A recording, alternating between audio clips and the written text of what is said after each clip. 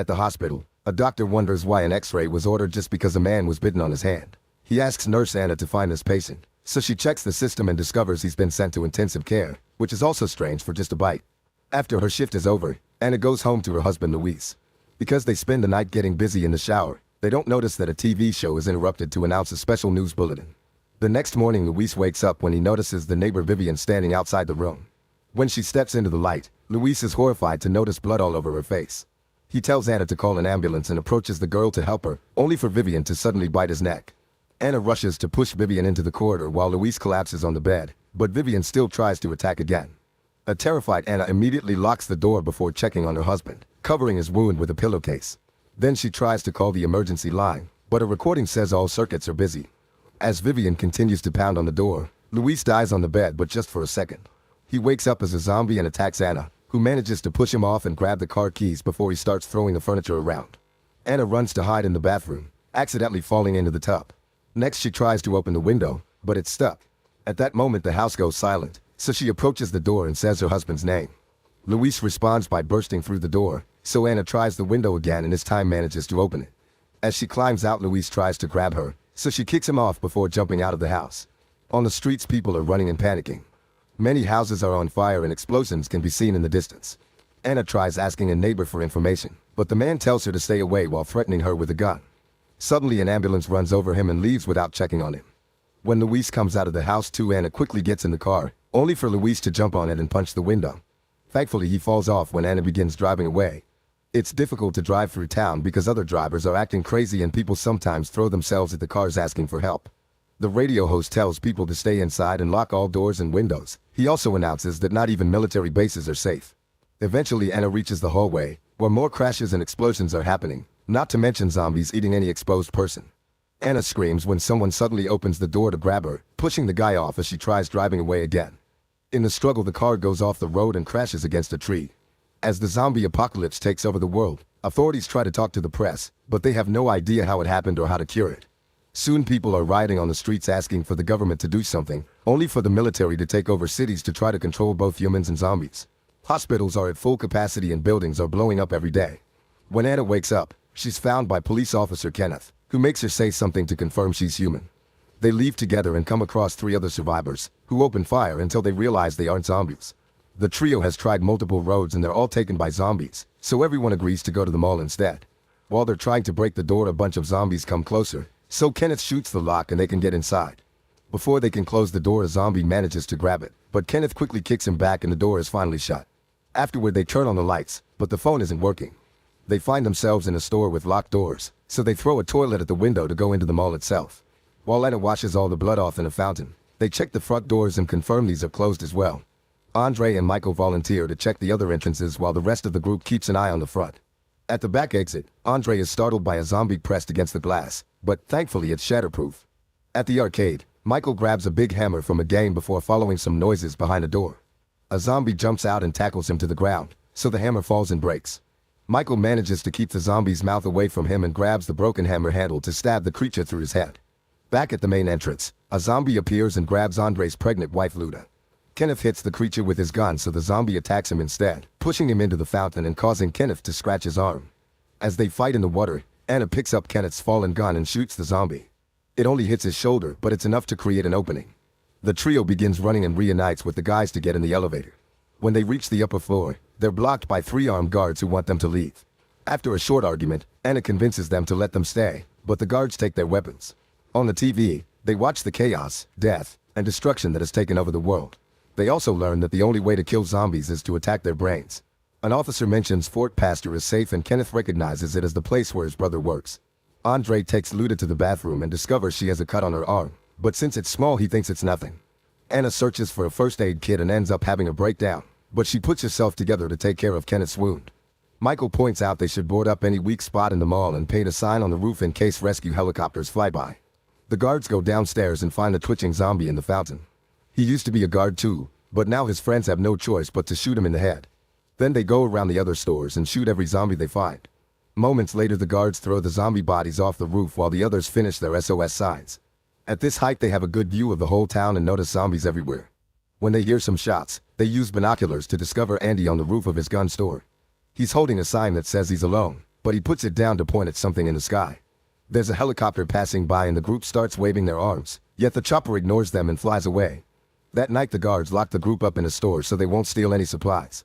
Michael thinks they should do something because help won't be coming, but Andre thinks the helicopter will come back. Kenneth doesn't care about their argument because his only goal is to reach Fort Pastor to find his brother.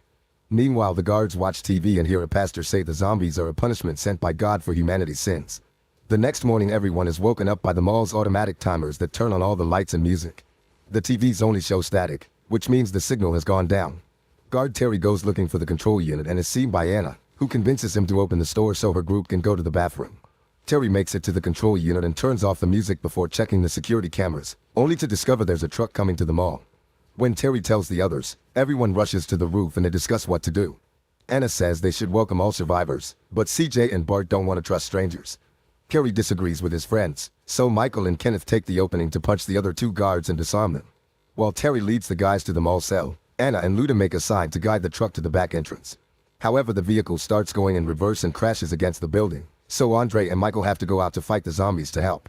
They shoot every creature that gets too close, killing quite a few of them until they run out of bullets and have to run back inside. Thankfully, the survivors on the truck are fine. They push the vehicle against the mall on purpose so they could climb on it and go inside without being exposed. Once everyone is inside, Anna announces she'll check them for injuries, including a very sick woman that they're pushing around on a wheelbarrow.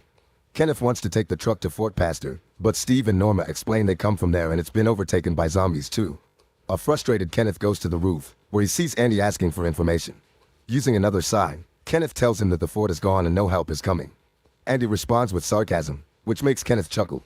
Meanwhile, Anna is taking care of everyone's injuries. Kerry checks on the sick woman, who suddenly passes away.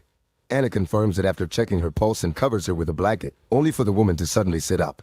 The group starts running when they realize she's become a zombie and Anna grabs a fire poker, so when the woman comes too close she stabs her in the eye. Having seen this woman change and remembering her own husband, Anna tells the others that getting bitten by a zombie is what triggers the transformation. Frank has been bitten and Anna wants to quarantine him, but Michael thinks they should kill him before he transforms and Kenneth agrees. Anna runs ahead to warn Frank and his daughter Nicole asks for mercy, but her pleas are ignored. She's given a moment to say goodbye, then Frank is taken to a closed room where Kenneth waits for him to turn to confirm their theory before shooting him in the head. Days begin to pass so the group tries to keep themselves entertained.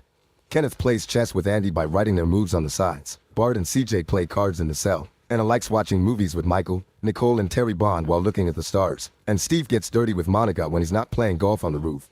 The balls sometimes hit the zombies outside, since the crowd forming at the mall's entrance gets bigger every day. The group often writes requests on the signs and Andy shoots the zombies they asked for, showing excellent aim. One night the survivors are having dinner and sharing stories about the people they lost when the power goes out. Andre rushes to check on Luda, who has been very sick, so he's tied her to the bed. 4 men go looking for the generator and notice blood on the walls. There's something moving in the darkness, so the group gets ready to shoot until they discover it's just a dog. Michael calls him over and the animal appears to be good, but then he starts barking. Suddenly a zombie appears on the ceiling and jumps on Bart to bite his neck.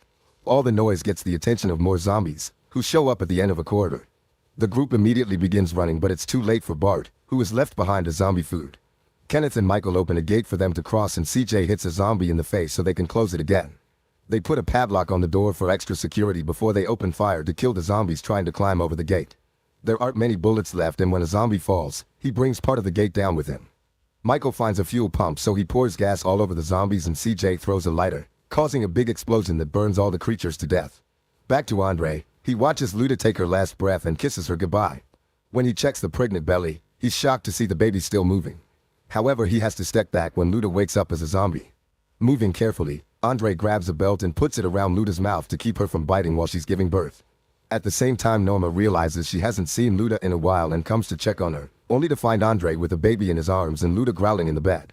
Norma immediately opens fire to kill Luda and a furious Andre shoots back. Since Norma keeps on firing, they end up killing each other. The rest of the group hears the gunshots and runs into the room to hear Norma's last words.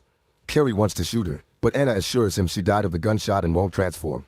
Then they check on the baby and discover she's a tiny zombie, so they have no choice but to kill her. After moving the bodies and fixing the generator, Kenneth tells the group that waiting to die is actually worse than death itself and Anna says she doesn't want to die there. Michael mentions he saw 2 buses in the garage, so they could try reinforcing them to escape. Steve makes a joke about sailing on his boat, but the group realizes that leaving for the nearest island is a good idea. Soon everyone is using all the tools they can find around the mall to reinforce the buses, spending most of their time working hard. When they catch a break, Anna and Michael have their first time together. There isn't much ammo left, but they plan to pick up Andy, so he should have extra guns. Kenneth tells him about the plan using signs, and Andy responds with hungry, causing Kenneth to notice how much weight he lost. The group still needs time to finish the buses, so they must find a way to send Andy food or he won't make it to escape day. Remembering that the dog had been fined during the attack, they decide to send him out with some supplies and a radio. Their theory is confirmed when the dog runs among the zombies without getting attacked. However, when Andy opens the dog door, the zombies try reaching inside. Andy immediately shoots them off and closes the door again, but when he grabs the radio he tells the group that he's been bitten. Nicole freaks out and gets on the truck to drive to the gun shop to rescue the dog. She parks it right in front of the door and goes inside the building while the zombies climb on the vehicle. The group hears Nicole rescuing the dog on the radio while Kenneth checks the store roof, only to discover Andy is already a zombie and his sign only has bloodstains. When Andy goes back inside, Nicole has to hide to avoid him. A few men decide to rescue Nicole since it's their only chance to get more guns too. They enter the sewers after leaving Steve at the door as a guard. After a long walk they come out in the middle of the street, where they immediately have to open fire to keep the zombies at bay. Kenneth manages to kill several enemies, but a zombie pulls the gun from his hands in the process. The guys climb into the truck to make it to the other side and enter the store through the dog door, closing it right before the zombies can reach them. Afterward they grab as many guns as they can carry and follow a blood trail on the floor until they find Andy pounding on a door. Kenneth apologizes to his friend before shooting him in the head to finally rescue Nicole. They need a good plan to be able to go back, so CJ goes to the roof and throws a fuel tank which he shoots to make it explode. While the zombies catch on fire, the group uses the distraction to run through the street, shooting any creature that isn't burning until they make it back to the sewers. A few zombies push Tucker and cause him to fall into the hole, so he ends up breaking a leg.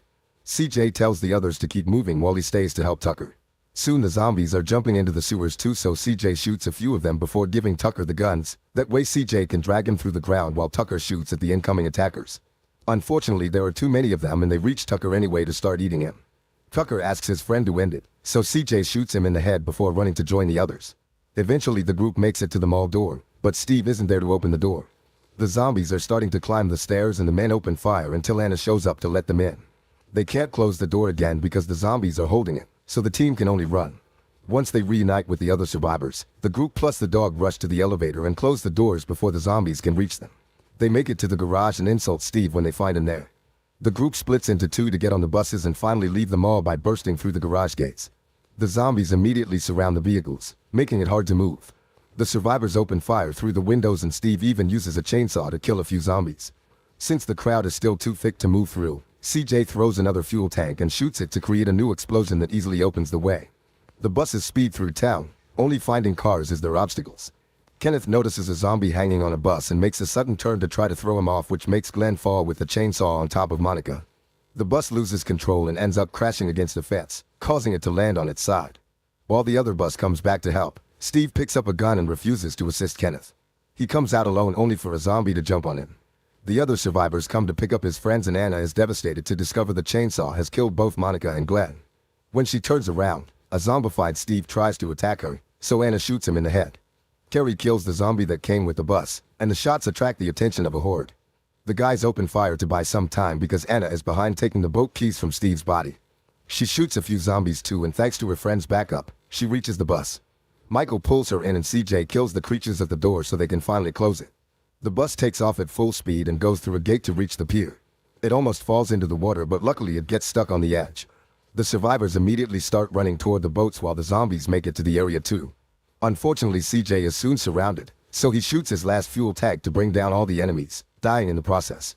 The rest of the group gets ready to go, but Michael announces he can't join them because he's been bitten. He says goodbye to Anna and pushes the boat, so once his friends are at a safe distance, he self-deletes with a shot. In the end, Anna, Kenneth, Nicole, Terry, and the dog survive. While sailing, they find a boat with a zombie inside and quickly kill it. Many days later, when their boat runs out of fuel and the food is rotting, they finally make it to an island only to discover it's full of zombies too. Make sure to subscribe and turn on notifications so you can watch more videos like this. Thanks for watching.